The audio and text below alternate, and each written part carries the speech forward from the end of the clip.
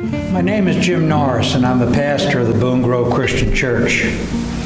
First, let me apologize to 10 or so friends that I have on social media.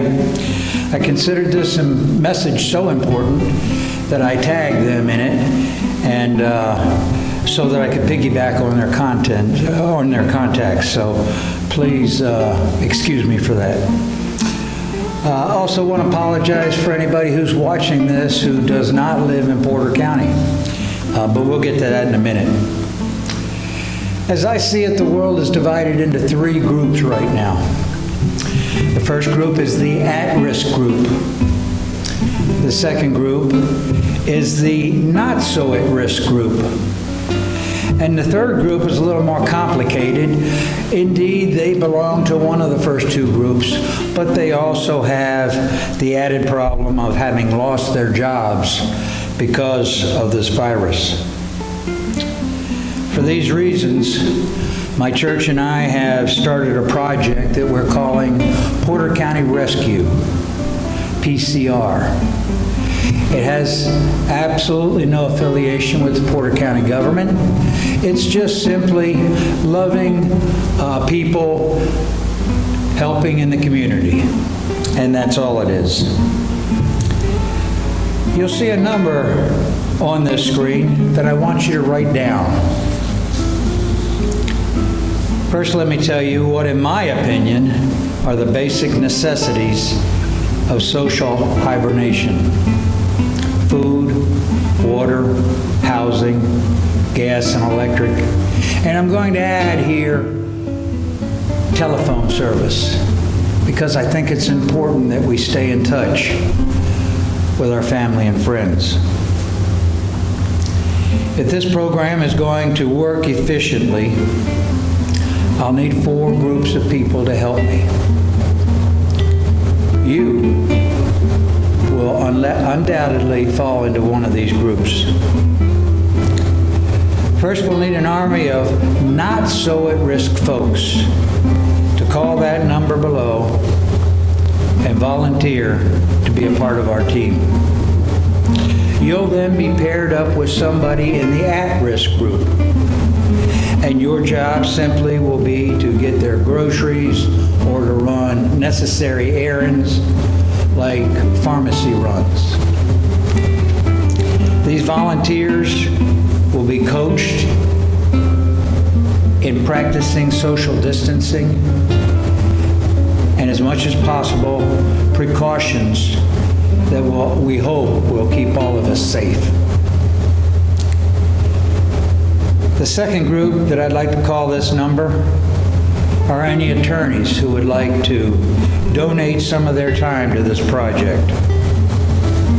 If you volunteer, I can promise you your time will be totally confined to being an intermediary between anyone who's received a disconnect notice and the company threatening the loss of any basic human need.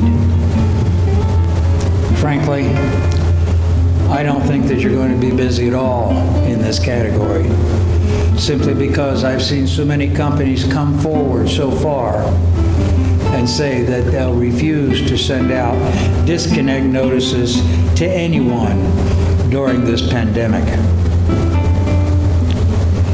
Third, I want you to call this number if you're in that at-risk group and don't want to expose yourself to the risk of going outside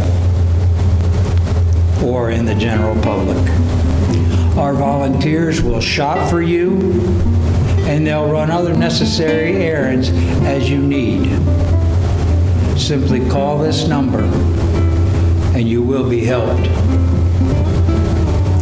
In this third group, we're going to include anyone who has lost their jobs because of this virus and can no longer afford groceries. If you'll consider with me the dynamics of a waitress, for instance, who lived week to week on her paycheck, feeding her family and serving the likes of many of us with a smile. Gone much before this but never again, I hope, unnoticed and unappreciated. If you're in this category, please understand that now it's our turn to serve you with a smile. Finally, the fourth group. It needs to be understood that the volunteers will be encouraged to seek grocery assistance from food banks and wherever else this project can gather food from. Nonetheless, there will be times when we will need to grocery shop in stores on our own dime, especially for families with no income.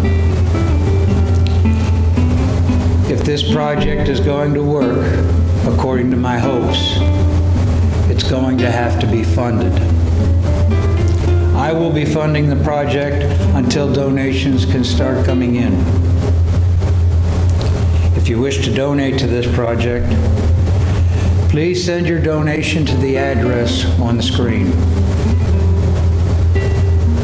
I can promise you that the money in this fund will only go toward groceries and other urgent care needs, like perhaps prescription co-pays for life-sustaining drugs.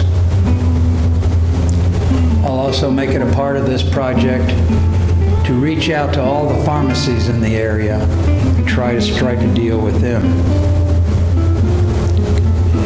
It's also very important that the public in general get this information out to anyone who is in need but may not have access to social media. Finally, because of the nature of this project, we must confine it to Porter County. However, that's not to say that any individual, church, or company who happens to like this format cannot begin the same program in your own county.